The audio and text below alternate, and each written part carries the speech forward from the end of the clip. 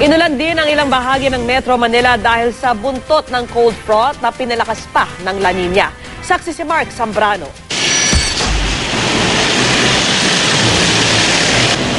Sa gitna ng pagbuhos ng ulan sa Metro Manila, ilan ang nasumpungan kong mistulang basang sisiw sa bahaging ito ng Quezon City. Bagamat nagbabala na kasi ang pag-asa ng wet summer, may mga umaasa pa rin daw na lalabas ang haring araw. Kaya ang ilan, walang dalang payong o jacket. Ito nga, pabago-bago, umuulan, uminit, kaya marami nagkakasakit. Minsan wala akong dalang payong, tapos uulan bigla. So nagdadala na lang ako ngayon everyday. Nilinaw naman ng pag-asa na hindi bagyo o low pressure area ang sanhi ng ulan sa Metro Manila, kundi buntot ng cold front na pinalalakas ng La Nina. Yung La Nina, tinatawag nating La Nina, no? Kasi yun yung mga nagbibigay ng mga pag-ulan, actually, at nag-e-enhance sa itong mga system na to. Pero matatapos nga ang La Nina itong April, by April, balik na tayo sa normal uli.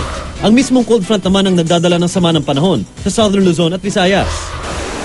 Kaya nga sa ilang bahagi ng Bicol, tulad sa Sorsogon, tuloy-tuloy pa rin ang pag-ulan.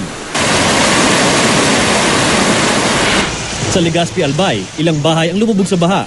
Ang pinakamataas, abot hanggang dibdib.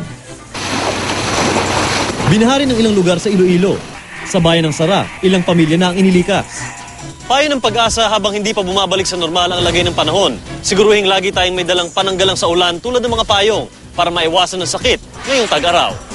Sa mga susunod na araw ayon sa Weather Bureau, magiging maulan pa rin sa malaking bahagi ng Luzon.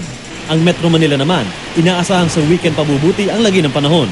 Sa kabila nito, wala raw inaasahang bagyo sa Semana Santa.